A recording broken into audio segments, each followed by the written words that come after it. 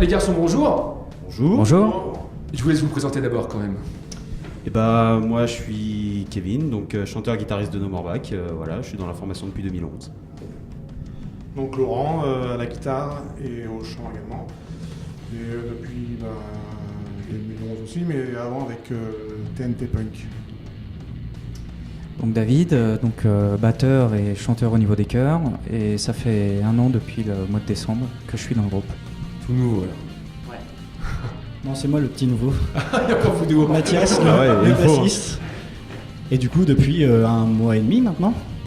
Depuis 1 mois et demi. C'est ça. Ah ouais, c'est récent. Ouais, C'est très Et récent, vous attaquez effectivement. déjà les concerts. c'est déjà le deuxième. C'est déjà le deuxième. Ouais, ça va, tu t'y es fait. Ah bah, dans le bain direct, pas le choix. Ça a été, Ouais. ça a été une expérience assez particulière en fait. Donc on a reformé No More Back il y a quelques temps. C'est un projet qui avait été arrêté pendant 1 an. Et on a reformé au mois de décembre l'année dernière No More Back. Du coup, avec un bassiste, Jules, qui était avec nous, Laurent, David et moi-même. Donc on a répété, on a fait toute une setlist de 18 morceaux et puis on a commencé les concerts au mois de mai, un concert par mois à peu près, hors vacances scolaires. Et donc du coup Jules au mois de septembre a trouvé une formation d'ingé son et donc il ne pouvait plus assurer à cause de son alternance. Donc du coup on s'est mis en quête d'un bassiste et il se trouve que Mathias faisant partie d'un deuxième groupe qui s'appelle Punk the System, eux aussi cherchaient un bassiste, donc il se trouve que pour éviter que les deux projets soient en attente, moi je suis bassiste chez eux et Mathias est bassiste chez nous.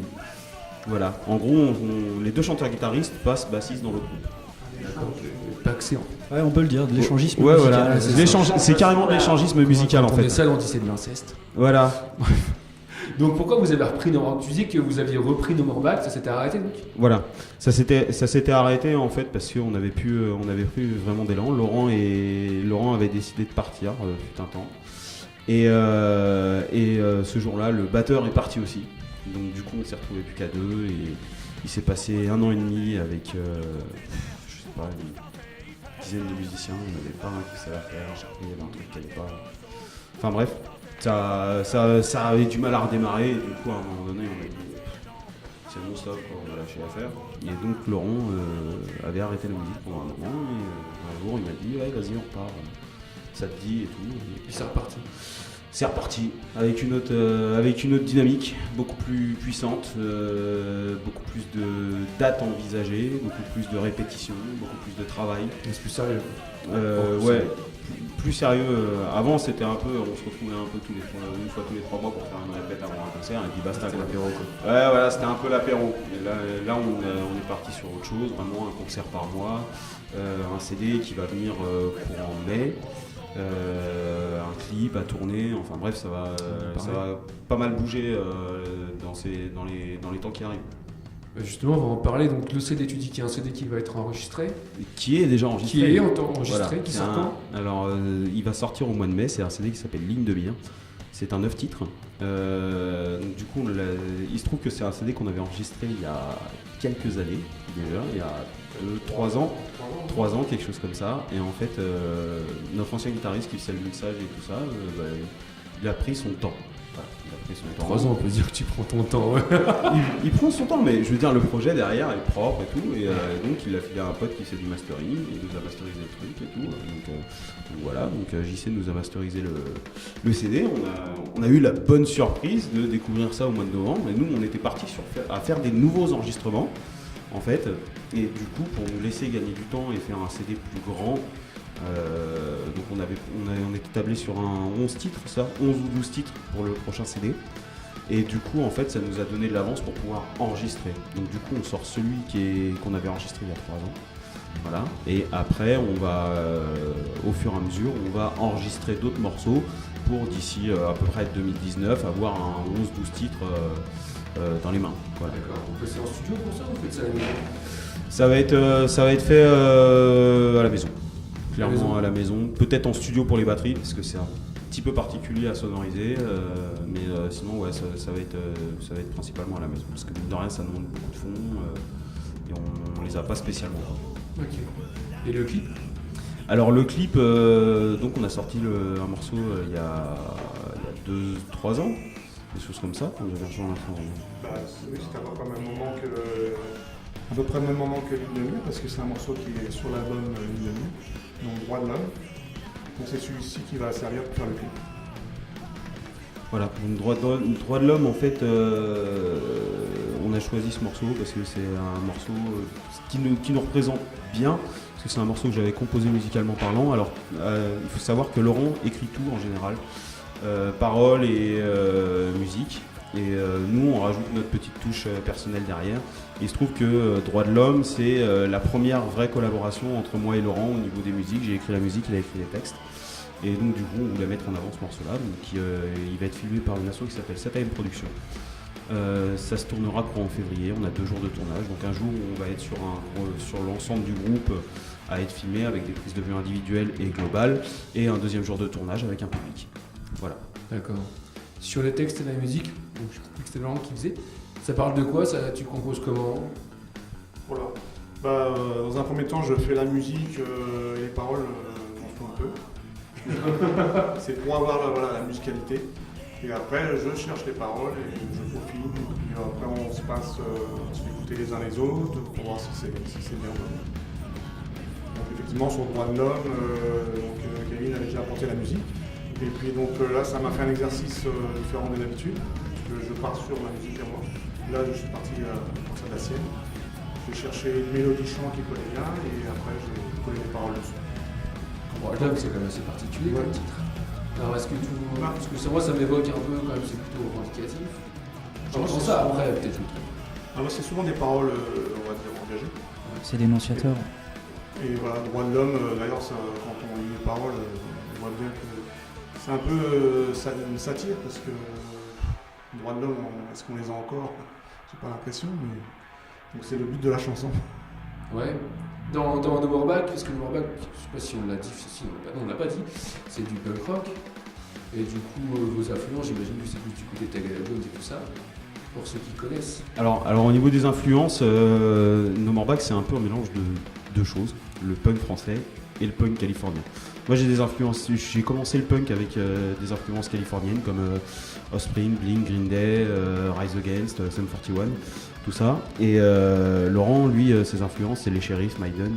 Donc on a essayé de moduler un peu tout ça. Moi après j'ai évolué, j'ai cherché à écouter du français, avec du Parabellum, du Tagada, du Sheriff.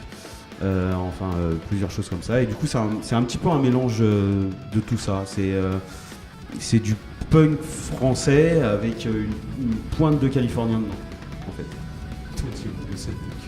Ouais. Alors après, tu rajoutes le poivre, le piment d'Espelette et t'es bien. C'est bien, ça marche bien. Voilà, ça marche bien. Ça a du goût, ça a la saveur. Ça a la saveur, ouais. D'accord. Moi, c'est cool.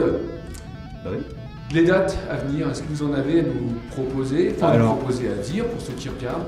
Alors on a 2 dates à venir, donc le 24 février à la Chapelle Saint-Mémin à côté d'Orléans avec l'assaut Mavrika pour le Mavrika Live numéro 8, donc on jouera avec Velvet et Hype Me. Et après nous jouerons la semaine suivante à Blois au Saint-Lubin avec nos potes de Lexa Pas Tout Seul. Voilà, et puis après on va commencer à booker pour avril, mai, juin.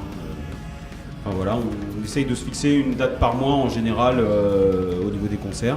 On va faire des collaborations avec nos amis, puis surtout qui sont déjà passés ici la dernière fois, voilà, sur le dernier plateau. Notamment des Drunkers, des potes de Velin, les enfants de Panurge, des potes de Tours. On va faire jouer un peu de tout le monde et on va faire des collaborations assez souvent avec le deuxième groupe dans lequel on est, Mathias et moi, donc Punk the System, où en fait on fera des plateaux et un morceau commun avec les 2 groupes. On sera 6 sur 7. L'actualité, quoi. Ouais, il y a de l'actualité. Et sur, quand vous cherchez des dates dans le coin là, parce que l'actualité c'est quand même pas mal de choses fermes. Ouais. Surtout au niveau associatif, c'est pas compliqué de trouver. C'est assez compliqué de trouver des dates en fait. En général, nous on arrive à trouver des dates par le bouche à oreille ou éventuellement du démarchage. Personnellement, au niveau du démarchage, je préfère la bonne vieille poignée de main. Quitte à faire de la borne, aller voir au moins une fois la personne, lui expliquer qui on est, ce qu'on fait, et le voir en direct plutôt qu'un vieux mail impersonnel quoi, ou un coup de téléphone basique. même si c'est au niveau de la distance, c'est pratique, mais voilà, je préfère. On est plus franc dans le démarchage, mais c'est assez compliqué en fait de démarcher. Plus ça va, plus les endroits ferment les uns derrière les autres. Au niveau de la musique rock et punk en général, déjà sur Orléans, Orléans, c'était pas gâté à l'origine. bah ouais, il y a eu une grosse époque punk à Orléans, mais le problème majeur c'est que la mairie d'Orléans a décidé de pas laisser trop de place à la musique rock en fait. Donc les bars qui font du rock, à chaque fois ils trouvent un défaut et puis ils leur interdisent de faire jouer quoi. Donc ils font juste bar et pas café concert. Donc les uns derrière les autres et puis il y en a de moins en moins, donc forcément il y a toujours autant de groupes, voire toujours plus de groupes et de moins en moins d'endroits pour jouer sur Orléans. Donc, nous, à la base, on avait déjà prévu d'aller à droite à gauche. Donc voilà. C'est dommage qu'on puisse pas jouer chez nous, pas assez souvent en tout cas. Mais on va s'en accommoder, il n'y a pas le choix. Dit comme ça, il y a un côté triste. Il y a un côté triste, mais c'est la réalité malheureusement. Donc on fait avec quoi. On va pas s'arrêter de jouer parce que on nous ferme les endroits où on pouvait jouer à Orléans. Donc le but du jeu après pour nous, on va se mettre en assaut plus tard et puis si un jour on a un petit peu de maille de bénéfices dans l'assaut, on aura une salle et puis on fera un petit festoche punk une fois par an sur Orléans pour montrer que y a des musiciens à Orléans. Ça, il n'y a plus du tout ça sur Orléans. Sur Orléans, les festivals, il n'y a plus grand chose. Il y a un festival de jazz et c'est tout quoi. Après, t'as un café-concert qui fait vraiment du rock, du métal, des trucs comme ça. Et ensuite, tu vas avoir 2-3 bars qui vont faire de l'acoustique parce qu'on a beaucoup de problèmes de voisinage à Orléans. Donc obligatoirement, tu passes en acoustique, sinon tu passes pas. C'est beaucoup ça maintenant. Ouais. Les mécaniques ondulatoires, tu fermes aussi les concerts. Ouais. Non mais de toute façon, le problème c'est que les gens ils veulent s'installer dans des rues où c'est vivant et quand ils y sont en fait mais il y a du bruit. Voilà. Donc ils portent plainte, les bars ferment les uns après les autres. T'as fait du bruit, allez, ferme ta gueule, au revoir, merci. Voilà. C'est malheureux à dire, mais c'est la triste réalité de la scène musicale en France. Donc moi je salue en tout cas tous les patrons de bars qui tiennent le coup et puis qui font vivre la musique, mine de rien, parce qu'ils sont de moins en moins et Dieu sait que c'est difficile. Même les petits festivals, c'est très très dur pour eux. Oui, le Strange Festival aussi, on en parlait tout à l'heure. Le Strange Festival, ouais, termine. Il a pas fermé pour les mêmes raisons, le Strange. Il a fermé aussi parce que le soir, en partant, il y avait un contrôle obligatoire de gendarmerie et forcément, trop de gendarmes, tout le gendarme, tout le festival surtout. Donc voilà, ça a fait à peu près la même chose pour le festival, qui se passe à côté de Châteauroux. Là ils arrêtent cette année, donc l'assaut Rock-en-Berry fait une autre édition dans un autre endroit, donc pareil, du punk rock mais avec un petit peu moins de groupe. Ils vont essayer de faire quelque chose, donc la tête d'affiche ce sera Van de Riff et puis il va y avoir d'autres choses qui vont arriver prochainement. Mais voilà, c'est très dur actuellement de faire de la musique. Un peu partout, que ce soit en ville ou dans les campagnes, et plus ça va, plus c'est compliqué. Surtout pour notre style musical.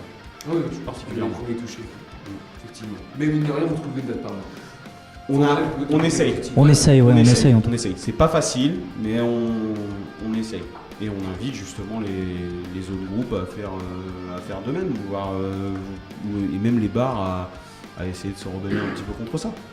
Essayer de trouver des solutions. Le but du jeu, c'est qu'on fonctionne tous la main dans la main et puis que la musique punk et metal vivent sur toute la France, quoi. Parce qu'on mine de rien, on a un vivier de groupes punk et metal qui est impressionnant. On a beaucoup de groupes. Mais on les entend pas assez. C'est vrai. C'est plus à la mode. Je sais pas si c'est une question. C'est une autre question. C'est une autre question. Le problème de la mode, c'est que ça va, ça vient, donc peut-être qu'un jour, les gens ils vont dire en fait c'était bien, et puis ils vont se remettre à ça du jour au lendemain. Voilà, ça va faire une vague. Ton micro. Ça va faire une vague, et puis peut-être qu'on. Ouais. Peut-être qu'on brillera. Peut-être qu'on rebrillera un jour ou l'autre, je sais pas. C'est ça. Ça se trouve d'ici 1 ou 2 ans, ça va aller mieux. On sera dans le nouvel âge d'or du punk rock français. Peut-être. Qui sait? Moi je pense un peu plus que ça, plus qu'un ou 2 ans, mais je pense que Ouais. d'ici quelques années, on a notre L'âge de place bronze, ce sera déjà pas en tant mal. que punk rock, de rock, le métal, le rock en général. Notre Le place, rock, c'est- la musique ça reste rock en la cave, général. C'est des sous-sols, alors c'est de la combien. Faut pas imaginer qu'un jour on sera des superstars. Non, c'est sûr, on sera pas des superstars, mais C'est une musique qui doit être reconnue. comme dirait un certain morceau de Tagada, on passera pas à la radio. Voilà. Et si, parce qu'ici on en a une. Mais ici, il y en a une. Et on vous a Voilà. passé en plus. Voilà, et il y a des radios indépendantes comme ça qui font que le punk rock vit, parce que sinon, tu prends toutes les radios nationales, voilà, à part une ou deux, genre le Move RTL2, voilà, c'est tout. Après, c'est que des radios locales, et on les remercie énormément, parce que sans eux, notre musique, elle serait pas diffusée, quoi. Mine de rien, c'est important de pouvoir être diffusé, parce que sinon, t'as des concerts où t'as 3 personnes, et puis c'est fini, quoi. C'est vrai. Du coup, ça te démotive, t'arrêtes la musique et puis voilà. Tu fais mourir un peu plus le punk. Ah, mais là vous continuez. Mais non. Parce que là on va tous se tirer une balle. Eh non. On a mis des cordes, les gars, sur le côté. On n'est pas à ça On a près, pris on n'est une pas à poutre ça sur un près. tabouret. Non mais voilà, vous êtes là, vous jouez. On n'est pas à ça, ouais. Non, franchement, nous on se bat pour que ça vive, quoi. C'est ça qui est important. Ouais. Et puis le but, c'est pas tellement d'avoir du succès, c'est de continuer d'aimer ce qu'on joue, d'aimer ce qu'on fait et de le faire le plus longtemps possible. Voilà, c'est vraiment ça personnellement que je recherche au sein de ce groupe. Donc franchement, je suis Et le content. faire avec les copains, Je vous c'est aime. important. Je vous aime les gars. Putain, ils vont me faire chialer. Et il dort- Vas-y chiale, tiens le regard, vas-y. Je précise, il dort chez moi ce soir, il va me faire flipper. Enfin- Enfin, chialer. Je dors, c'est un autre mot, mais bon, on va censurer. Non, on va s'arrêter là, je pense. Parce que après, ça peut devenir malsain. Mais non, voilà. Le Morbac, c'est un peu tout l'ensemble. Voilà ce qu'on essaye de faire, voilà ce qu'on fait un peu comme musique. Non, mais c'est juste une vue d'ensemble de qui vous êtes. Voilà. C'est important. Très bien. Bah, merci les garçons. Bah de rien, merci à toi. Merci à vous. Et puis au plaisir. Au plaisir. Ciao les zombies.